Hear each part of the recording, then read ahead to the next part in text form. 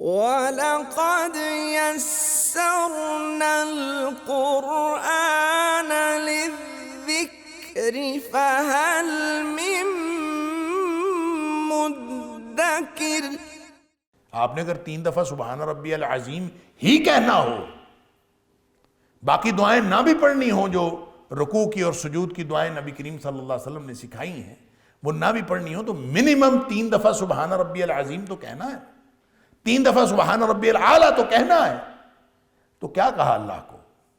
اللہ کے ساتھ کیا بات ہوئی؟ جب آپ نے سبحان ربی العظیم کہا تو اللہ کے ساتھ کیا بات ہوئی؟ جب آپ نے قیام کیا، سورہ فاتحہ پڑھی اور ساتھ اس کے کوئی صورت ملا کے پڑھی تو اللہ سے کیا بات ہوئی؟ اگر اللہ کے سامنے کھڑے تھے، الذین فی صلاتہم خاشعون تھا، آپ جھکے ہوئے تھے، نگاہیں جھکی تھیں، کیفیتیں جھکی تھیں، جسم ڈھیلا پڑا ہوا تھا، ہر چیز اللہ کے سامنے جھک گئی تھی، نفسیاتی کیفیات جھک گئی تھیں، سب کچھ اللہ کے سامنے بالکل جھکا کے، ہر چیز دبا کے ہم کھڑے تھے، تو اللہ کو کہا کیا؟ اگر پتہ ہی نہیں کہ میں نے کیا کہا تو اطمینان کی کیفیت کبھی بھی حاصل نہیں کی جا سکتی۔ اطمینان کی کیفیت اسی وقت حاصل ہوتی ہے جب آپ کو معلوم ہو جائے کہ میں نے جو کہنا تھا وہ کہہ دیا۔ آپ کسی بھی افسر کے سامنے جائیں، مثال تو ویسے اللہ کے سامنے کسی کو مثال نہیں بنانا چاہیے، کیونکہ اللہ نے قرآن میں فرمایا لا تضربوا للہ الامثال، اللہ کے سامنے کسی کی مثال نہ بیان کیا، اللہ کے لیے کوئی مثال نہ بیان، اس لیے کہ لیس کمثلہ شیء، اس جیسی کوئی چیز ہے ہی نہیں۔ تو کم از کم دل میں یہی ہو کہ اللہ مجھے سمجھ آ رہی ہے یا نہیں آ رہی، اللہ تجھے تو سمجھ آ رہی ہے۔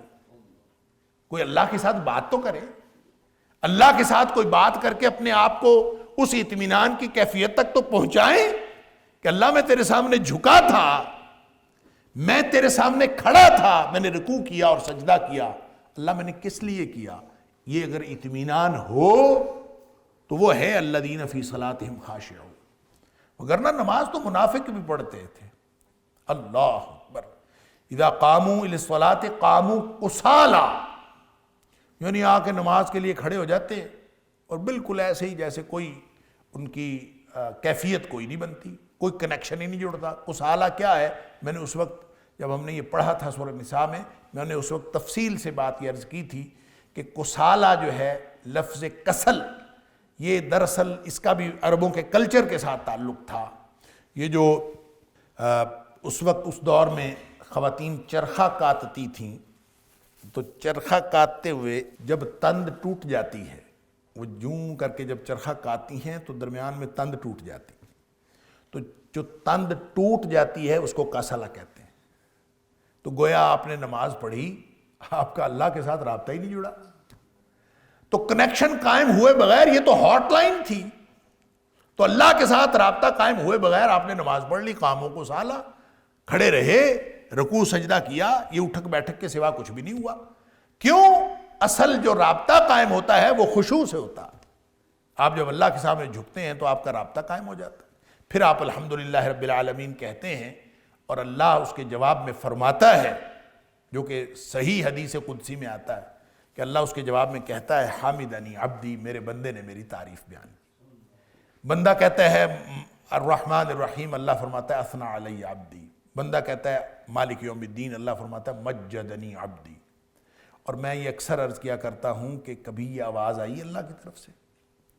اگر یہ کیفیت محسوس نہیں ہوئی تو اس کا مطلب ہے خشوع و خضوع کی کمی، آپ ابھی جھکے نہیں ہیں اللہ کے سامنے۔ تو اللہ کے سامنے جھکنا سیکھیں، پری ریکوزٹ ہے کامیابی کی، یہ کامیابی کا یہ ایک بنیادی معیار ہے، یہ کامیابی کی بنیادی شرط ہے کہ آپ نماز کے اندر اللہ کے سامنے جھکتے ہوں۔ نماز باٹم لائن ہے، پہلے بھی کئی دفعہ عرض کیا کہ یہ مومن کی ادنا ترین باٹم لائن ہے۔ اگر مومن نماز سے بھی نیچے گر گیا ہے تو وہ تو مومن ہے ہی نہیں۔ تو مومن کے ایمان کے بعد جو پہلا عملی فریضہ اس کے اوپر لاگو ہوتا ہے وہ نماز ہے، اور یہ پہلا عملی فریضہ بھی ہے اور یہ آخری بھی ہے۔ پہلا اس اعتبار سے کہ اس نے جب بھی ایمان کا اظہار کیا تو اس کو نماز پڑھنی پڑے گی، پہلا اس اعتبار سے ہے، اور آخری اس اعتبار سے ہے کہ جو اللہ کے قرب کی آخری منزل ہے نا، وہ اس کو نماز میں ہی حاصل ہوتی۔ جب وہ نماز پڑھتا ہے تو نبی کریم صلی اللہ علیہ وسلم فرمایا اقرب ما یکون العبد الی ربہ وہو ساجد، انسان اللہ کے سب سے زیادہ قریب اس وقت ہوتا ہے جب وہ سجدے کی حالت میں ہوتا ہے۔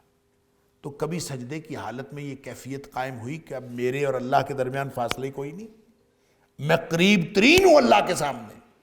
اور پھر نبی کریم صلی اللہ علیہ وسلم ان المصلی یناجی ربہ، جو نمازی ہے نا وہ تو اللہ کے ساتھ سرگوشیاں کر رہا ہوتا ہے۔ اور سرگوشی کیا ہوتی ہے؟ سرگوشی یہ ہوتی ہے کہ آپ کا کہ ہونٹ، ایک کے ہونٹ دوسرے کے کان کے پاس ہوتے ہیں، پھر سرگوشی ہوتی ہے۔ دور بیٹھ کے سرگوشی نہیں ہوتی، یعنی آپ دور سے کسی کو اشارے سے یا دور پکار کے کوئی بات کہیں، یہ کبھی سرگوشی نہیں ہوتی۔ سرگوشی وہ ہوتی ہے جو بالکل حالت قرب میں ہوتی، تو قریب سے آپ کوئی اللہ سے بات کر رہے ہوتے ہیں، یہ سرگوشی ہے۔ ان المصلی یناجی ربہ، تو جو نمازی ہے وہ تو اپنے اللہ کے ساتھ سرگوشیاں کر رہا ہوتا ہے۔ تو یہ کیفیت اگر پیدا ہوتی ہے تو اس کا مطلب خشوع ہے۔ اور ظاہر ہے سرگوشی آپ کسی اپنے جیسے سے تو نہیں کر رہے، اپنے کسی دنیاوی افسر کے ساتھ تو نہیں کر رہے، کسی باس کے ساتھ تو نہیں کر رہے، آپ کائنات کے خالق و مالک کے ساتھ کر رہے ہیں، شہنشاہوں کے شہنشاہ کے ساتھ کر رہے ہیں، جس کے مقابلے میں آپ کا وجود کوئی حیثیت ہی نہیں رکھتا۔ وہ خالق ہے، آپ مخلوق ہیں، اور اتنی بڑی مخلوق میں سے انسان اپنے وجود کو جب اسیس کرنا چاہے تو اس کا وجود اصل میں ہے ہی کوئی نہیں۔ اللہ، یہ ہے وہ خشوع جو پری ریکوزٹ ہے، اگر یہ نہ ہو، اللہ اکبر۔ انسان جب نماز میں ادھر ادھر دیکھتا ہے یا کوئی بھی حرکت کرتا ہے تو وہ اس عاجزی میں، اس خشوع میں رکاوٹ پڑتی ہے۔ جتنا زیادہ پرسکون ہو کے نماز پڑھے گا اتنا زیادہ خشوع بنے گا۔ تو خشوع دراصل قلب کی پرسکون کیفیت کا نام ہے، لیکن اس کا اظہار جسم سے بھی ہوتا ہے۔ آپ کسی کو نماز پڑھتے دیکھیں، آپ کو اندازہ ہو جاتا ہے کہ کس قدر خشوع و خضوع سے پڑھ رہا ہے، اور ظاہر ہے کہ وہ خشوع و خضوع اعضاء و جوارح سے ظاہر ہو جاتا ہے۔ اگرچہ یہ حدیث تو موضوع ہے کہ نبی کریم صلی اللہ علیہ وسلم، یا ضعیف ہے بہت زیادہ، سندن ثابت نہیں ہے، کہ نبی کریم صلی اللہ علیہ وسلم نے جس شخص کو دیکھا آپ نے فرمایا کہ اگر دل اس کا ہوتا تو اس کے اعضاء و جوارح بھی ٹھیک ہوتے، لیکن یہ مفہوم کے اعتبار سے درست ہے۔ آپ اگر کسی بھی شخص کو دیکھ لیجئے اور اگر وہ ادھر ادھر ہل رہا ہے اور اس کی خارش، اسی لیے فقہائے کرام نے یہ بات کہی ہے کہ جس شخص نے 3 دفعہ ایک رکن کے درمیان ہاتھ ہلا لیا تو اس کا مطلب یہ ہے کہ اس نے 3 دفعہ جب ہاتھ ہلایا تو اس کی نماز جو ہے وہ مکروہ ہو گئی یا ناپسندیدہ ہو گئی، اس کی نماز درست نہیں رہی اگر اس نے 3 دفعہ ایک رکن کے اندر ہاتھ ہلایا، کیونکہ یہ اصل میں خشوع کے منافی ہے۔ اگرچہ نماز کے لیے کوئی چیز جس کا تعلق نماز کے ساتھ ہو، اس کے بارے میں آپ اگر اپنا ہاتھ ہلاتے ہیں، کوئی بھی ایسا طرز عمل اختیار کرتے ہیں تو وہ نماز کے لیے ہو، نماز کے لیے شامل ہو، تو اس میں کوئی حرج نہیں ہے، وہ نماز کے خشوع کے منافی نہیں۔ مثال کے طور پر جو محدثین نے یہ باقاعدہ حدیث موجود ہیں کہ اور ابواب باندھے ہیں محدثین نے کہ کسی شخص نے سجدہ کرنا ہو اور نیچے کنکریاں ہوں تو ان کنکریوں کو ہٹایا جا سکتا ہے۔ اب ظاہر ہے یہ ہاتھ ہلانا ہے، یہ ایک ایسی حرکت ہے جس کا تعلق نماز کے ساتھ نہیں ہے، لیکن نماز کی ضرورت کے ساتھ، اور جس کا نماز کی ضرورت کے ساتھ تعلق ہو اس میں ہاتھ ہلایا جا سکتا ہے۔ اور جب اس کے لیے ہاتھ ہلایا جا رہا ہو تو وہ ہاتھ ہلانا خشوع کے منافی نہیں، لہذا کوئی بھی اور کیفیت ایسی ہو سکتی ہے۔ امام بخاری نے بھی کتاب الصلاۃ کے اندر یہ باب باندھا ہے کہ ایسا عمل جس کا تعلق نماز سے ہی ہو وہ عمل کیا جا سکتا ہے، لہذا وہ کوئی بھی عمل ہوتا ہے۔ حدیث میں آتا ہے کہ بخاری شریف کی حدیث ہے کہ حضرت ابن عباس رضی اللہ تعالیٰ عنہ فرماتے ہیں میں نبی کریم صلی اللہ علیہ وسلم کے ساتھ میں نے رات گزاری، رات کو آپ نماز کے لیے اٹھے، میں بھی اٹھ گیا، اور نبی کریم صلی اللہ علیہ وسلم نماز کے لیے کھڑے ہوئے، میں بھی ساتھ کھڑا ہوں، لیکن میں کھڑا ہو گیا لیفٹ سائڈ پہ، بائیں جانب۔ نبی کریم صلی اللہ علیہ وسلم نے پہلے میرے سر پہ ہاتھ رکھا، پھر میرے کان سے پکڑا جیسے کان مروڑتے ہیں کسی کا، اور میرا کان مروڑا اور مجھے یوں پکڑ کے دائیں جانب کر دیا۔ اب یہ نماز ہی سے متعلق ہے اور اس کو پکڑ کے کان مروڑ کے ادھر کر دیا، تو اس کا مطلب ہے کہ کوئی ایسا عمل جس کا تعلق نماز کے ساتھ ہو اور وہ کیا جا سکتا ہے۔ پھر نبی کریم صلی اللہ علیہ وسلم نماز کے دوران حسنین کریمین حضرت حسن رضی اللہ تعالیٰ عنہ، حضرت حسین رضی اللہ تعالیٰ عنہ جب وہ بچے تھے تو نبی کریم صلی اللہ علیہ وسلم کو اٹھا کے نماز پڑھ لیتے تھے. نبی کریم صلی اللہ علیہ وسلم سجدے گئے، وہ بچہ جو ہے وہ آپ کے اوپر چڑھ گیا، نبی کریم صلی اللہ علیہ وسلم نے سجدہ لمبا فرما دیا. نبی کریم صلی اللہ علیہ وسلم خطبہ جمعہ دے رہے تھے، وہ بچے آئے ہیں، نبی پاک صلی اللہ علیہ وسلم کو اٹھا لیا. تو اس کا مطلب ہے کوئی بھی ایسی چیز جو آپ کو نماز کے دوران کرنی پڑ جائے تو اس میں کوئی حرج نہیں، وہ خشوع کے منافی نہیں. لیکن اوورال آپ کی نماز ایسی ہونی چاہیے کہ آپ بالکل اپنی صلاحیتوں کو، اپنی کیفیتوں کو، اپنی نفسیاتی کیفیتوں کو اور اپنی ظاہری کیفیتوں کو اللہ کے سامنے جھکا دیں. لہٰذا یہ نہیں فرمایا کہ وہ نماز پڑھتے ہیں، بلکہ فرمایا الذین هم فی صلاتہم خاشعون. اور ایمان کے بعد فوراً نماز کا ذکر بھی یہ بتاتا ہے کہ ایمان لانے کے بعد سب سے پہلا تقاضا کسی شخص پر، کسی مسلمان پر، مومن پر جو لاگو ہوتا ہے، پہلا عملی تقاضا وہ نماز. اور پورے دین میں جو سب سے باٹم لائن، جو آخری چیز ہے وہ بھی نماز ہے. وہ حدیث میں بار بار آپ کو سناتا ہوں کہ نبی پاک صلی اللہ علیہ وسلم نے فرمایا کہ لَتُنْقَضَنَّ عُرَى الْإِسْلَامِ عُرْوَةً عُرْوَةً، اسلام کی کڑیاں ایک ایک کر کے ٹوٹتی چلی جائیں گی. فَلَمَّا انْتَقَضَتْ عُرْوَةً تَشَبَّثَ النَّاسُ بِالَّتِي تَلِيهَا. جب بھی ایک کڑی اسلام کی ٹوٹے گی لوگ اس سے نیچے والی کڑی کو پکڑ لیں گے. ظاہر ہے وہ کڑی اسلام کی نہیں ٹوٹتی، لوگ اسلام کی کڑی سے چھوٹتے ہیں، لوگوں کے ہاتھوں سے وہ کڑی چھوٹتی ہے اصل میں. کیونکہ اسلام تو العروۃ الوثقی لا انفصام لہا. اللہ اکبر، یہ تو ایک مضبوط کڑا ہے، قرآن کہتا ہے، جس کو کبھی ٹوٹنا نہیں ہے. قد تبین الرشد من الغی فمن یکفر بالطاغوت ویؤمن باللہ فقد استمسک بالعروۃ الوثقی. جس نے کفر کو چھوڑ دیا اور ہدایت حاصل کر لی، اسلام کی طرف آ گیا، اس نے تو مضبوط کڑا پکڑ لیا. لا انفصام لہا، وہ کبھی نہیں ٹوٹتا. لیکن لوگ ایک ایک کڑی کر کے اسلام کو چھوڑتے چلے جاتے ہیں، اور جب بھی ایک کڑی ہاتھ سے چھوٹتی ہے تشبث الناس باللتی تلیہا، لوگ اس سے نیچے والی کڑی کو پکڑ لیتے ہیں. گویا آہستہ آہستہ لوگ دین سے دستبردار ہوتے چلے جاتے ہیں.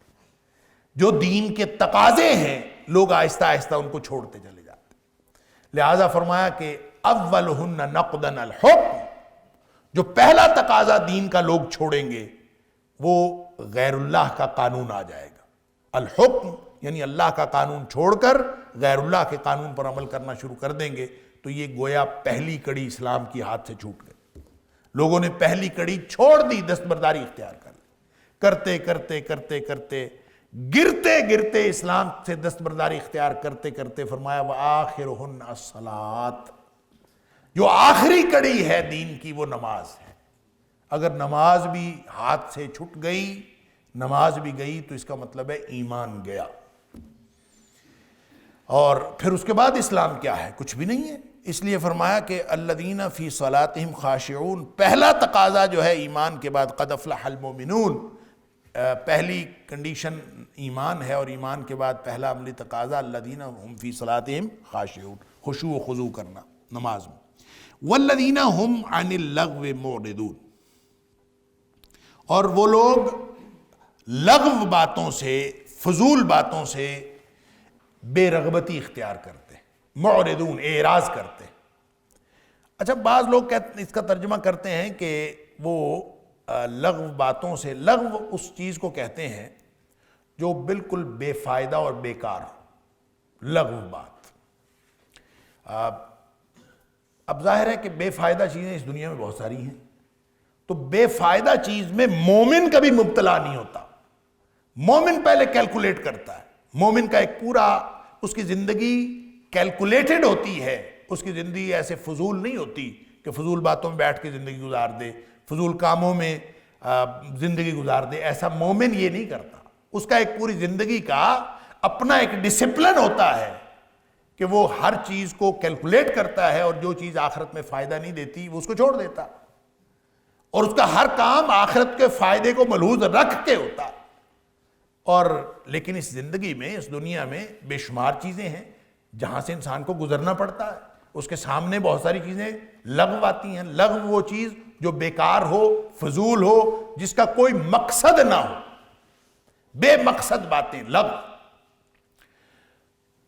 تو کبھی گزر تو ہو سکتا ہے، انسان سامنے سے گزرے، اس کے سامنے لغو آ جائے، کسی محفل میں جائے محفل لغو ہو، لوگ لغو ہوں، ماحول لغو ہو، بہت ساری چیزیں لغو ہو سکتی ہیں، بیکار ہو سکتی ہیں، تو اس پر اس کا رویہ کیا ہونا چاہیے؟ وَلَقَدْ يَسَّرْنَا الْقُرْآنَ لِلذِّكْرِ فَهَلْ مِن مُدَّكِرٍ۔ سورہ فرقان میں اللہ کریم نے فرمایا وَإِذَا مَرُّوا بِاللَّغْوِ مَرُّوا كِرَامًا، وہ جب کسی لغو بات کے پاس سے گزرتے ہیں، فضول بات کے پاس سے گزرتے ہیں، یا کسی بھی فضول چیز پر ان کا گزر ہوتا ہے، ایسا تو ہو نہیں سکتا نا دنیا میں لغو نہ ہو۔ لغو اور فضول جتنی بھی نیگیٹو چیزیں ہیں اللہ کریم نے ہی پیدا کی ہیں، لیکن وہ امتحان کے لیے پیدا کی۔ جتنا بھی شر ہے وہ بھی اللہ نے پیدا کیا ہے، اور اس امتحان کے لیے پیدا کیا ہے کہ لوگ شر چھوڑ کر خیر کی طرف آتے ہیں کہ نہیں آتے۔ لہذا لغو بھی اللہ کا پیدا کیا ہے۔ اس دنیا میں آپ کو قدم قدم پہ لغو نظر آئے گا۔ تو بھلا اہل ایمان کیا کرتے ہیں؟ اہل ایمان کا طرز عمل یہ ہوتا ہے وَإِذَا مَرُّوا بِاللَّغْوِ مَرُّوا كِرَامًا، جب وہ ان کے سامنے، ان کے گھروں میں، ان کی گلیوں میں، ان کے بازاروں میں، ان کے دفتر میں، ان کے کاروبار کی جگہ میں، جہاں کہیں بھی ان کو لغو نظر آتا ہے مَرُّوا كِرَامًا، تو وہ بہت ہی وقار کے ساتھ وہ اس سے گزر جاتے ہیں، وہ اس کی طرف توجہ نہیں دیتے۔ گویا اس کا مطلب یہ ہے کہ جو لغو میں پڑتا ہے وہ باوقار نہیں ہوتا، وہ بے وقار ہوتا ہے۔ لغو میں پڑھنا بے وقاری اور بے وقری کی علامت ہے۔ اللہ اکبر۔ اور یہاں فرمایا معرضون۔ معرضون کا مطلب یہ ہے، ایک تو یہ ہے نا کہ آپ دیکھیں اچھا لغو ہے، اس کا معائنہ کریں اچھی طرح سے، اور معائنہ کریں اچھا یہ لغو ہے، یہ لغو ہے، یہ لغو ہے، چلیں جی اس کو چھوڑ دیں۔ نہیں، معرضون، معرضون کا مطلب یہ ہے کہ ان کی رغبت بھی نہیں ہوتی، بے رغبتی اختیار کرتے ہیں، اور بے رغبتی اختیار کر کے وہ بالکل اس کی طرف توجہ ہی نہیں کرتے۔ اعراض کا مطلب یہ ہے جس طرف توجہ کرنی ہوتی ہے اس طرف لوگ توجہ کرتے نہیں، اور جس طرف نہیں کرنی ہوتی اس طرف کرتے۔ سورہ یوسف کی آیت میں اکثر آپ کے سامنے رکھتا ہوں وَكَأَيٍّ مِّنْ آیَةٍ فِي السَّمَاوَاتِ وَالْأَرْضِ يَمُرُّونَ عَلَيْهَا، زمین و آسمان میں کتنی ہی نشانیاں ہیں اللہ کی، سبحان اللہ۔ یمرون علیہا، ہر روز لوگ گزرتے ہیں ان سے، نشانیاں دیکھتے ہیں اللہ کی وحدانیت کی۔ وَهُمْ عَنْهَا مُعْرِضُونَ، لیکن وہ اعراض کر کے منہ پھیر کے وہاں سے گزر جاتے ہیں۔ یعنی جن کو دیکھنا چاہیے، دنیا کی نشانیوں کو دیکھنا چاہیے، دیکھ کر اللہ کی وحدانیت کی طرف آنا چاہیے، ان سے وہ منہ پھیرتے ہیں، اللہ کے قرآن سے منہ پھیرتے ہیں، ان نشانیوں سے بھی منہ پھیرتے ہیں جو قرآن میں ہیں، اور ان نشانیوں سے بھی منہ پھیرتے ہیں جو ارد گرد پھیلی ہوئی کائنات میں ہیں، ان سے تو منہ پھیرتے ہیں، لیکن لغو کی طرف وہ لپکتے چلے جاتے۔ تو اہل ایمان کا یہ رویہ نہیں ہوتا۔ اہل ایمان کا رویہ یہ ہے کہ وہ اللہ کی وحدانیت کی نشانیوں کی طرف لپکتے ہیں، اور جو لغو ہوتا ہے، جو بیکار ہوتا ہے، جو فضول ہوتا ہے، جس کا مقصد کوئی ہوتا ہی نہیں، اس کے ساتھ وہ اعراض کرتے ہیں۔ کیا مطلب؟ منہ پھیر کے گزر جاتے ہیں، دور رہتے ہیں، قریب جانے کی بات ہی نہیں ہے، اس سے رہنا ہی دور ہے۔ پتہ چل گیا لغو ہے، چھوڑو اس کو، اور اس کو بالکل چھوڑ کے منہ پھیر کے فکری اور عملی طور پر اس سے دور رہتے ہیں۔ والذین هم للزکاۃ فاعلون، تیسری ایک اور اگلی خصوصیت ان میں یہ ہے کہ والذین هم للزکاۃ فاعلون، کہ وہ زکوٰۃ دینے والے ہوتے ہیں۔ اس کا ایک معنی تو یہ ہو سکتا ہے کہ یہ زکوٰۃ وہ اصطلاحی زکوٰۃ ہو جو ایک دین کا ایک رکن ہے، اسلام کا ایک رکن ہے زکوٰۃ، جو مال میں سے نکالی جاتی ہے، وہ زکوٰۃ ہے۔ فاعلون وہ کرنے والے، زکوٰۃ دینے والے۔ اور یہ بات میں نے پہلے بھی آپ کے سامنے رکھی تھی، ایک ہوتا ہے عاملون اور ایک ہوتا ہے فاعلون۔ فاعل اور عامل میں فرق کیا ہے؟ پچھلی سورہ حج کے سیکنڈ لاسٹ آیت میں ہم نے پڑھا تھا وَفْعَلُوا الْخَيْرِ، یہ نہیں فرمایا وَعْمَلُوا الْخَيْرِ۔ وَعْمَلُوا الْخَيْرِ کہیں کہ نیکی کا کام کرو تو وہ بھی ٹھیک معنی ہے، لیکن وفعلوا فعل اور عمل میں فرق یہ ہے کہ عمل جو ہے اس کے اندر تاکید کم ہے یہ عمومی طور پر عمل کرنا، لیکن وفعلوا ایک ترجیحی نقطے پر، ایک ترجیحی بنیادوں پر فوری طور پر کسی چیز پر عمل کرنے کا نام فعل ہے۔ وفعلوا کا معنی یہ ہے کہ فوراً کرو، ترجیحی بنیادوں پر کرو۔ تو یہاں فرمایا للزکاۃ فاعلون، وہ لوگ جو ہے زکوٰۃ فوری طور پر دیتے ہیں، زکوٰۃ کے بارے میں کبھی کوتاہی نہیں کرتے۔ یہ ایک تو اس کا معنی یہ ہو سکتا ہے کہ اس سے مراد اصطلاحی زکوٰۃ ہو، اور فاعلون کا معنی یہ ہے کہ وہ ہمیشہ ترجیحی بنیادوں پر زکوٰۃ کی ادائیگی کا اہتمام کرتے ہیں، اس میں کوتاہی نہیں کرتے۔ لیکن یہ مکی صورت ہے، میں پہلے عرض کر چکا ہوں، اور زکوٰۃ کی ادائیگی کا نظام قائم ہوا ہے مدینہ منورہ جا کے، لہٰذا اس میں مفسرین کا خیال یہ ہے کہ یہ بنیادی حکم تو مکے میں آ گیا تھا، لیکن عملی طور پر اس کا جو نظام قائم ہوا ہے وہ مکے میں جا کے ہوا ہے، کیونکہ زکوٰۃ کا معنی ہوتا ہے پاک کرنا۔ تو زکا یزکی، تزکیہ، تزکیہ سے ہے کہ وہ تزکیہ کرتے ہیں، اور تزکیہ نبی کریم صلی اللہ علیہ وسلم کی بطور نبی بنیادی فرائض میں سے ہے۔ نبی کریم صلی اللہ علیہ وسلم کے بنیادی فرائض کیا ہیں؟ لقد من اللہ علی المؤمنین اذ بعث فیہم رسولا من انفسہم یتلو علیہم آیاتہ ویزکیہم۔ تو تزکیہ کرنا، پاکیزگی دینا، لوگوں کو پاک کرنا، یہ نبی کریم صلی اللہ علیہ وسلم کے بنیادی فرائض میں سے ہے، فرائض نبوت میں سے ہے۔ لہٰذا یہ ممکن نہیں ہے کہ نبی کریم صلی اللہ علیہ وسلم نے یہ جو اصطلاحی زکوٰۃ ہے یہ مال کو پاک کرنے سے متعلق، تو یہ تو مدینہ منورہ میں جا کے ہوا، لیکن یہ نہیں ممکن کہ وہ جو نبوت کے بنیادی فرائض ہیں وہ مکے کے اندر ان میں سے ایک فرائض جو ہیں وہ اس کو پینڈنگ کیا ہوا ہو کہ مدینہ جائیں گے اور وہاں جا کے یہ فرض جو ہے اس پر عمل شروع ہوگا۔ یہ ابتدائی طور پر اس کا شروع نہیں ہوا، یہ ممکن نہیں۔ لہٰذا یہاں زکوٰۃ سے مراد للزکاۃ فاعلون، اس سے مراد جو ہے وہ اصطلاحی زکوٰۃ نہیں ہے، بلکہ اس سے مراد ہر چیز کا تزکیہ ہے۔ للزکاۃ فاعلون کا معنی یہ ہوگا کہ وہ پاکیزگی اختیار کرنے کے لیے فوراً عمل درآمد کرتے ہیں۔ فاعل ہے نا، عامل تو نہیں ہے۔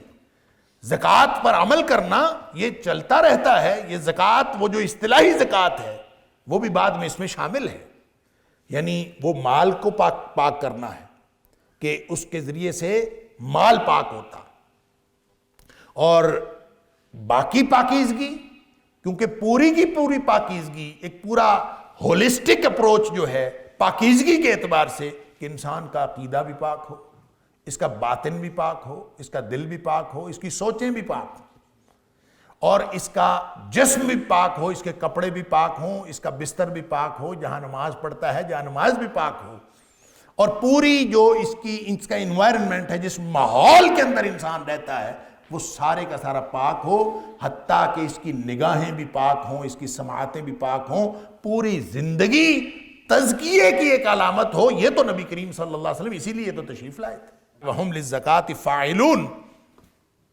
کہ وہ جو ہیں زکوٰۃ کو، تزکیے کو حاصل کرنے کے لیے، جو میں نے عرض کیا فعل کے اندر فوری اور ترجیحی بات شامل ہوتی ہے عمل کے مقابلے میں، تو اس کا مطلب یہ ہے کہ اہل ایمان جو ہوتے ہیں وہ پاکیزگی اختیار کرنے کے لیے ترجیحی بنیادوں پر کام کرتے ہیں۔ پاکیزگی ان کی بڑی بنیادی ترجیح ہوتی ہے، تو اس لیے کہ آپ اگر پاکیزگی اختیار نہیں کرتے تو عبادات کا تو تصور ہی کوئی نہیں ہے پاکیزگی کے بغیر۔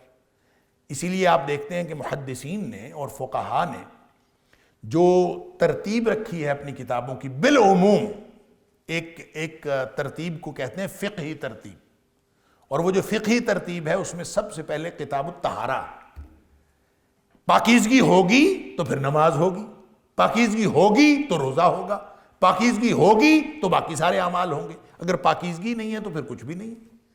اور پھر پاکیزگی بھی دو طرح کی ہے، ایک چھوٹی ناپاکی سے پاکیزگی، ایک بڑی ناپاکی سے پاکیزگی۔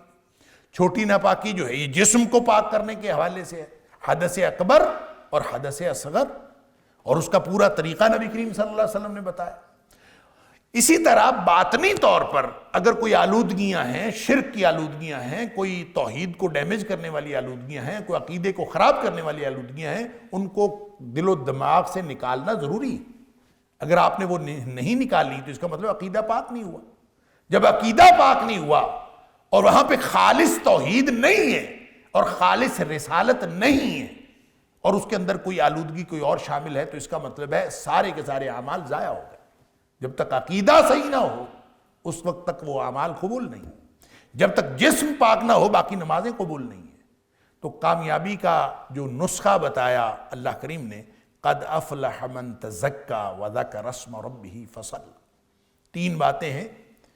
لوگ کہتے ہیں ہمارے گھر میں جادو ہو گیا، ہمارے گھر میں فلاں ہو گیا، جن شیطانوں کی شکایت ہے، آسیب ہے، کوئی سایہ ہے۔ اور اللہ کے بندو، جو بندہ پاکیزگی اختیار نہیں کرتا وہ خود آسیب ہے۔ اس سے بڑا جن کون ہے؟ سب سے بڑا جن تو آدمی خود ہے۔ جو گھر میں پاکیزگی اختیار نہیں کرتا اس سے بڑا جادو، باہر کسی کو جادو کرنے کی ضرورت ہی نہیں، وہ خود بڑا جادوگر ہے جو گھر میں پاکیزگی اختیار نہیں کرتا۔ تو اصول علاج کیا ہے؟ 3 باتیں ہیں۔ قد افلح، یقیناً کامیاب ہو گیا، من تزکا، پہلی بات تزکیہ ہے۔ یہاں بھی اللہ کریم فرما رہے ہیں کہ والذین هم للزکاۃ فاعلون، پہلی ترجیح ان کی پاکیزگی ہوتی ہے۔ لہٰذا ایک نظافت ہے، ایک صفائی ہے، ایک پاکیزگی ہے۔ تو صفائی کرنا بھی ضروری ہے۔ ہم عام طور پہ صفائی کر لیتے ہیں، پاکیزگی اختیار نہیں کرتے۔ پاکیزگی اور چیز ہے، صفائی اور چیز ہے۔ صفائی تو غیر مسلموں کے گھروں میں بھی ہوتی ہے، لیکن پاکیزگی ان کو دیکھیں، پاکیزگی کا تعلق ایمان کے ساتھ ہے، صفائی کا تعلق ظاہر کے ساتھ ہے۔ تو صفائی رکھنا، نظافت رکھنا، یہ بھی ایمان کا حصہ ہے۔ الطہور شطر الایمان، پاکیزگی اور ظاہری صفائی یہ بھی ایمان کا حصہ ہے۔ یعنی باہر گندگی ہو تو اندر پاکیزگی نہیں ہو سکتی۔ تو مومن اندر سے بھی پاکیزہ ہوتا ہے، باہر سے بھی پاکیزہ ہوتا ہے۔ لہٰذا اس کے لیے مختلف ٹولز شریعت نے دیے ہیں۔ وضو کرتے ہیں، حدث اصغر ختم ہو جاتی، چھوٹی ناپاکی ختم ہو جاتی۔ آپ غسل کرتے ہیں، بڑی ناپاکی ختم ہو جاتی۔ اس کا ایک طریقہ ہے، اس طریقے سے کرنا چاہیے جس طریقے سے نبی کریم صلی اللہ علیہ وسلم نے بتایا۔ اگر اس طریقے سے نہیں کرے گا تو پھر نہیں ختم ہوگا۔ پھر اسی طرح سے آپ اپنے کوئی اگر ناپاک کپڑا ہے، ناپاک جسم ہے، اس کو پاک کرنے کے لیے ایک طریقہ ہے۔ نبی کریم صلی اللہ علیہ وسلم نے بتایا کہ اس کو 3 دفعہ پاک کرے، یعنی پہلے اس کی گندگی غلاظت دور کرے، پھر اس کے بعد 3 شرطیں کریں، 3 دفعہ پانی ڈالیں اس کے اوپر، پھر وہ پاک ہو گئے۔ حتیٰ کہ آپ اندازہ کیجئے کہ پانی نہیں ملا تو پھر کیا ہے؟ آپ نے نہانا تھا حدث اکبر، حدث اصغر تو چلو چھوٹی ناپاکی ہے، حدث اکبر بڑی ناپاکی ہوئی، پانی نہیں ہے، تو پھر کیا کریں گے؟ پاکیزگی تو ضروری ہے، پاکیزگی کے بغیر تو ممکن نہیں ہے۔ اللہ اکبر، فرمایا تیمم کر لو۔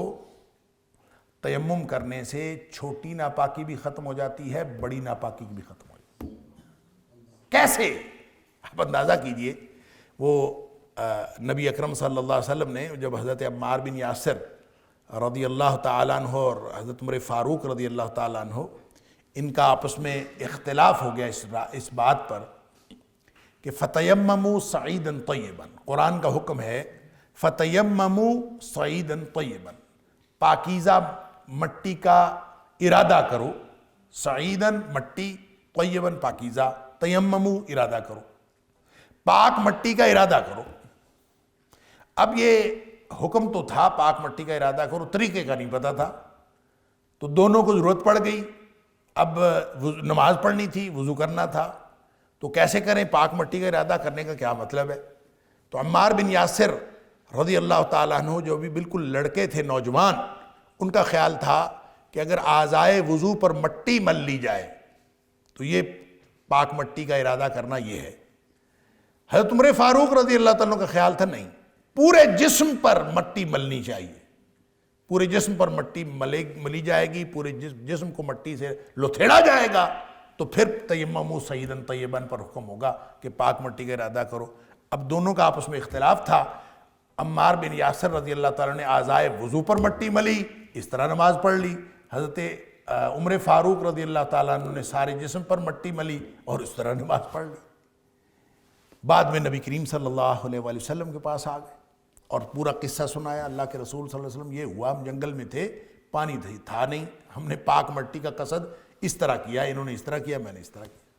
اچھا، نبی کریم صلی اللہ علیہ وسلم دونوں کو غلط نہیں فرمایا، آپ نے طریقہ بتا دیا، آپ نے فرمایا اتنا ہی کر لیتے تو کافی تھا۔ کیا کر لیتے؟ بس مٹی کے اوپر ہاتھ لگائیں، پھونک ماریں، اور پھر اس کے بعد آپ ایک دفعہ چہرے پہ پھیریں اور ایک دفعہ ادھر اور ایک دفعہ ادھر، بھائی اتنا ہی کافی۔ آپ اندازہ کیجئے یہ کافی ہے وضو کو بھی اور غسل کو بھی۔ وَلَقَدْ يَسَّرْنَا الْقُرْآنَ لِلذِّكْرِ فَهَلْ مِن مُدَّكِرٍ۔ اب سمجھیں ذرا اس کو، غسل کرنا ہے تو چہرے پر مٹی مل کے اور یوں کر کے غسل کا مقصد بھی پورا ہو گیا۔ کیسے پورا ہو گیا؟ اللہ اکبر، ایسے پورا ہو گیا کہ اس کا تعلق ایمان کے ساتھ ہے اور نفسیاتی کیفیات کے ساتھ۔ آپ نے پاکیزگی اختیار کر لی، آپ اگر نہا کے آئے ہیں، غسل کر کے آئے ہیں، پورے جسم کو پانی سے کیا صابن سے دھو کے آئے ہیں، اگر اس کا تعلق ایمان کے ساتھ نہیں ہے تو پاکیزگی حاصل نہیں ہوئی، اور اگر ایمان کے ساتھ اس کا تعلق ہے تو ذرا سی یہ سمبولک ہے، علامتی ہے، یہ علامتی طریقہ اختیار کرنے سے آپ کو پاکیزگی حاصل ہو گئی۔ تو گویا نبی کریم صلی اللہ علیہ وسلم نے پوری جو حیات طیبہ ہے آپ کی، وہ پاکیزگی کی علامت ہے، اور نبی کریم صلی اللہ علیہ وسلم نے جو پورا دین عطا فرمایا ہے وہ سارے کا سارا وہ پاکیزگی کو حاصل کرنے کا طریقہ ہے۔ ہر اعتبار سے آپ جو کرتے جائیں گے اس میں اللہ تعالیٰ پاکیزگی عطا فرماتا جائے گا۔ تو اس کا تعلق وَالَّذِينَ هُمْ لِلزَّكَاةِ فَاعِلُونَ، کیونکہ مکی آیت ہے تو اس کا مطلب یہ ہے کہ اہل ایمان وہ ہوتے ہیں جو ہر اعتبار سے پاکیزگی اختیار کرتے ہیں، اور وہ کسی بھی چیز سے۔ اب آپ اندازہ کیجئے، اپنے گھروں میں آپ اس بات کا خیال رکھیں، آپ کا عقیدہ پاک ہو، سب سے پہلے سوچیں پاک ہوں، خیالات پاک ہوں، یہ پاکیزگی ہے۔ نبی کریم صلی اللہ علیہ وسلم نے وہ حدیث جس میں آپ نے فرمایا تھا کہ استحیوا من اللہ حق الحیاء، اے میرے صحابہ اللہ سے حیا کیا کرو جس طرح اللہ سے حیا کرنے کا حق ہے۔ صحابی کہتا ہے نستحی من اللہ الحمدللہ، ہم اللہ سے حیا کرتے ہیں، اللہ کا شکر ہے۔ نبی کریم صلی اللہ علیہ وسلم فرمایا نہیں، اس کا مطلب یہ نہیں ہے۔ آپ نے فرمایا کہ من استحیا من اللہ حق الحیاء، جو اللہ سے اس طرح حیا کرے جس طرح اللہ سے حیا کرنے کا حق ہے، جو اس طرح حیا کرنا چاہے، اس کو پتہ ہے کیا کرنا چاہیے؟ فرمایا اس کو چاہیے فَلْيَحْفَظِ الرَّأْسَ وَمَا وَعَى وَلْيَحْفَظِ الْبَطْنَ وَمَا هَوَى، اس کو چاہیے کہ اپنے سر کی بھی حفاظت کرے اور جو کچھ سوچیں ذہن میں ہیں اس کی بھی حفاظت کرے۔ وَلْيَحْفَظِ الْبَطْنَ وَمَا هَوَى، اور جو کچھ پیٹ میں ہے اور جو کچھ پیٹ خواہش رکھتا ہے ان خواہشوں کی بھی حفاظت کرے۔ گویا انسان اپنے باطن کی حفاظت کرے، اپنی سوچوں کی حفاظت کرے، یہ ابتدا ہے کسی بھی پاکیزگی کو اور کسی بھی حیا کی کیفیت کو اختیار کرنے کی ابتدا ہے۔ اگر کوئی شخص اپنی سوچ پاک نہیں رکھتا تو اس کا عمل کبھی بھی پاک نہیں ہو سکتا، اس کی سوچوں سے اس کا عمل ظاہر ہو جاتا ہے۔ لہٰذا سب سے پہلے تو سوچوں کو پاک رکھنا ہے۔ ہمیں عام طور پر یہ ذہن میں ہے کہ سوچوں کا کون سا امتحان ہونا ہے، سوچوں کے بارے میں کون سا پوچھا جانا ہے، اور عمل کے بارے میں پوچھا جانا ہے، سوچوں کی خیر نہیں، سوچوں کا بھی امتحان ہونا ہے۔ ان السمع والبصر والفؤاد کل اولئک کان عنہ مسئولا، یہ جو سماعتیں ہیں اور جو آنکھیں ہیں بصارتیں، والفؤاد اور جو دل ہے، کل اولئک کان عنہ مسئولا، ہر ایک کے بارے میں قیامت والے دن پوچھا جائے گا۔ اللہ اکبر، دل کے بارے میں بھی پوچھا جائے گا۔ اور ان تبدوا ما فی انفسکم او تخفوہ یحاسبکم بہ اللہ، چاہے تم ظاہر کرو جو کچھ تمہارے دلوں میں ہے، چاہے تم چھپاؤ، یحاسبکم بہ اللہ، اللہ نے اس کا حساب کرنا ہے۔ اس کا مطلب سوچوں کا بھی حساب ہونا ہے، جس طرح سماعتوں کا حساب ہونا ہے، جس طرح آنکھوں کا حساب ہونا ہے، کیا دیکھا کیا نہیں دیکھا، کیا سنا کیا نہیں سنا، کیا سوچا کیا نہیں سوچا، اس پر بھی حساب ہونا ہے۔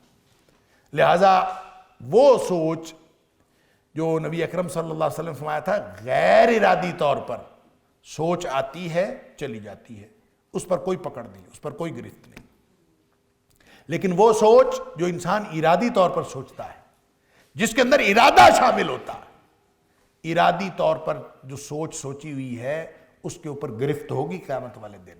لہذا سوچوں کو پاکیزہ رکھیں گے تو پھر جسمانی اور ظاہری پاکیزگی حاصل ہوگی، اور جب ظاہری پاکیزگی حاصل ہوگی تو پھر ہر چیز کو پاکیزہ رکھیں، جسم بھی پاکیزہ، سبحان اللہ، اپنا لباس بھی پاکیزہ، اپنا گھر بھی پاکیزہ، بستر بھی پاکیزہ، بستر کے جو چادریں ہیں، بیڈ شیٹس ہیں وہ بھی پاک، صوفے کی پوشش، قالین، پردے، گھر کی ہر چیز پاک ہونی چاہیے۔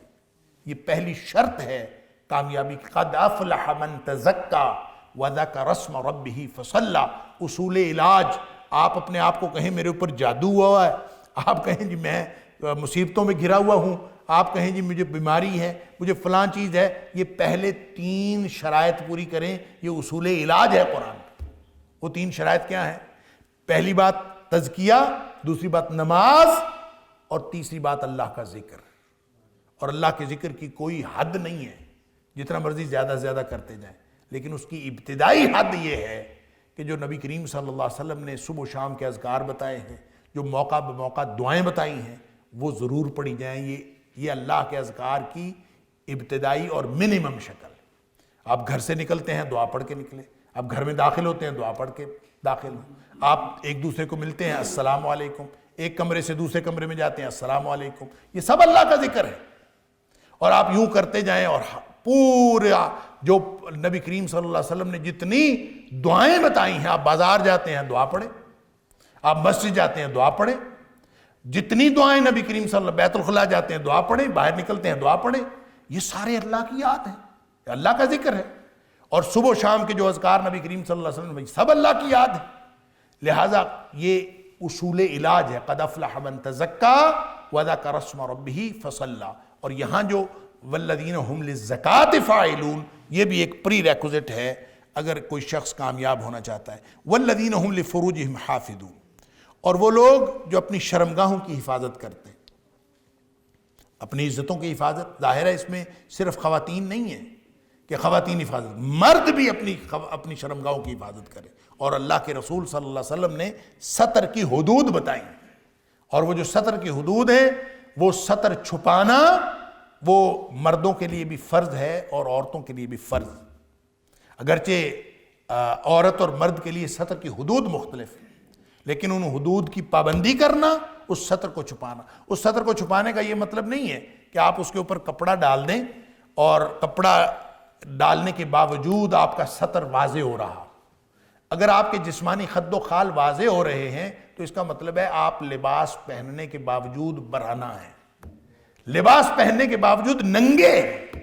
اور نبی کریم صلی اللہ علیہ وسلم نے یہی تو فرمایا تھا، کاسیات عاریات۔ آپ نے فرمایا 2 قسم کے لوگ ایسے ہیں جو میری امت کے ہیں اور ہیں جہنمی،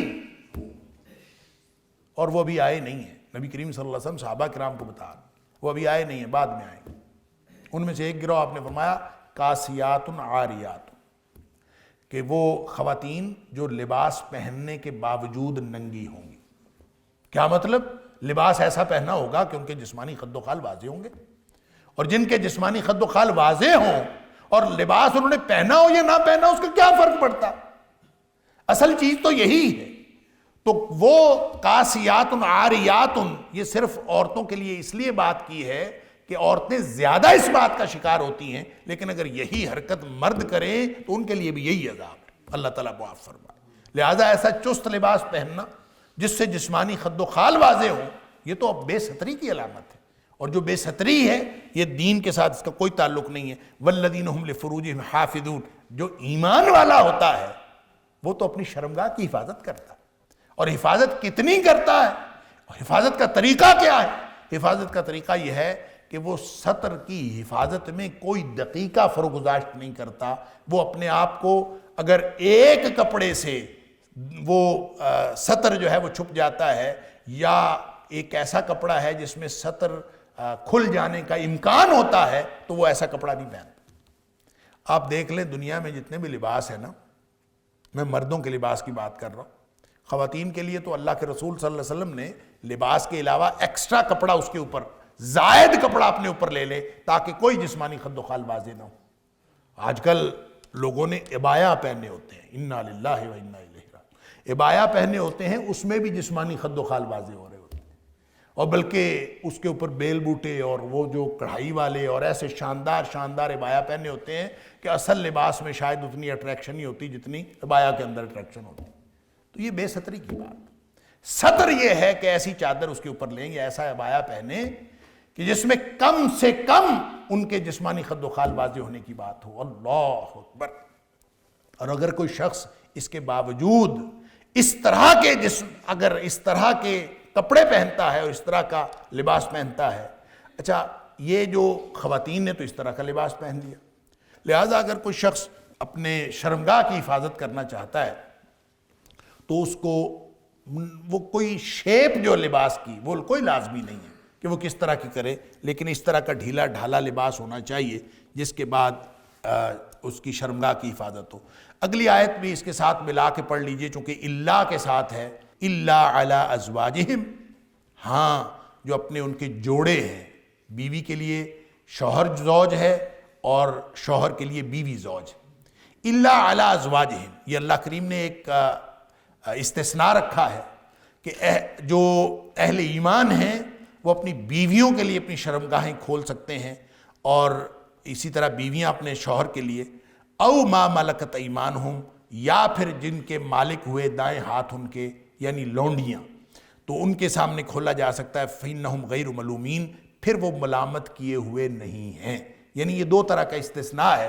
اس میں یہ سمجھ لیجئے کہ یہ جو استثناء ہے، ایک تو بیویاں اور شوہر، آج کل بھی جو نکاح کے ذریعے سے یہ رشتہ قائم ہوتا ہے، اللہ کریم نے یہ ایک اہل ایمان کے لیے حلال راستہ رکھا ہے، اور یہ اللہ کے نام پر ہوتا ہے۔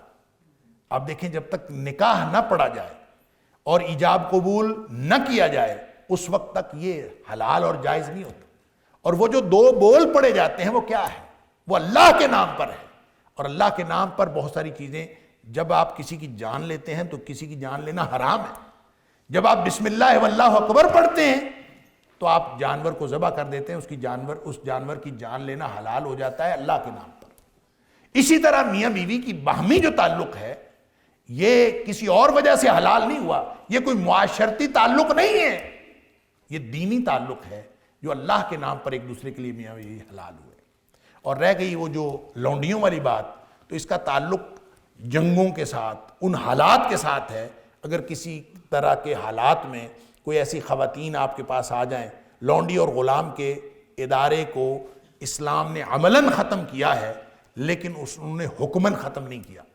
حکماً اس لیے ختم نہیں کیا کہ مستقبل میں بھی کبھی کوئی جنگی صورتحال ایسی پیدا ہو سکتی ہے کہ آپ کے پاس جنگی قیدی آ جائیں، عورتیں یا مرد، اور ان کو معاشرے کے اندر سیٹل کرنے کا ایک طریقہ ہے، اور اس میں جو عورت ہو تو وہ بھی ریاست کی طرف سے اسائن کی جاتی ہے۔ ایسا نہیں ہے کہ کوئی شخص جنگ میں کوئی عورت پکڑ لے اور اس کو لونڈی بنا کے رکھ لے، یہ نہیں ہے، بلکہ ریاست اس کو اسائن کرتی ہے، مجاہدوں میں تقسیم کرتی ہے۔ تو جب ریاست اسائن کرتی ہے تو ریاست کا وہ ایلوکیٹ کرنا کہ یہ فلاں کی لونڈی ہوگی، یہ فلاں کا غلام ہوگا، وہ بمنزلہ نکاح کے ہوتا ہے، اس کی ایک قانونی حیثیت ہے، وہ قانونی حکم ہے جس کی وجہ سے وہ اس کے ساتھ تعلقات قائم کرنا جائز ہو جاتا ہے، وگرنہ یہ کسی اور وجہ سے جائز نہیں ہو سکتا۔ خود انسان کہے کہ میں نے جنگ میں خاتون پکڑی ہے، یہ میری لونڈی ہے، وہ خود سے لونڈی نہیں بنا سکتا، یہ غلط۔ لیکن یہ ادارہ عملاً اب ختم ہے، مستقبل میں کبھی کوئی حالات ہو جائیں تو پیچھے کیا رہ گیا؟ صرف زوج، اور یہ جوڑا ہے وہ جو نکاح کی صورت میں قائم ہوتا ہے۔ تو گویا یہ آیت بھی اور اس طرح کی دیگر آیات بھی جو قرآن میں آتی ہیں، انہوں نے بھی اس وقتی نکاح کے تعلق کو حرام قرار دے دیا جس کو لوگ متع کہتے ہیں۔ اس کے اندر اس کے علاوہ تو کوئی الا علی ازواجہم او ما ملکت ایمانہم، دو ہی صورتیں ہیں، ایک صورت عملاً موجود نہیں ہے، اور جو عملاً ایک صورت موجود ہے وہ زوج کی ہے۔ اور وہ نکاح کی صورت میں قائم ہوتا ہے، لہٰذا اس کے علاوہ جو کوئی بھی صورت ہوگی وہ حرام ہوگی۔ اور قرآن کی یہ آیت اور اس طرح کی جتنی آیات ہیں وہ بھی بتاتی ہیں کہ اس کے علاوہ کوئی مسلمان کا، ایک اہل ایمان کا، مرد اور عورت کا باہمی تعلق قائم کرنا کسی صورت بھی جائز نہیں ہے۔ واللہ اعلم بالصواب۔ اللہ تعالی ہم سب کو قرآن سمجھنے اور عمل کرنے کی توفیق عطا فرمائے۔ وآخر دعوانا ان الحمدللہ رب العالمین۔ إن هذا القرآن يهدي للتي هي أقوم ويبشر المؤمنين الذين يعملون الصالحات أن لهم أجرا كبيرا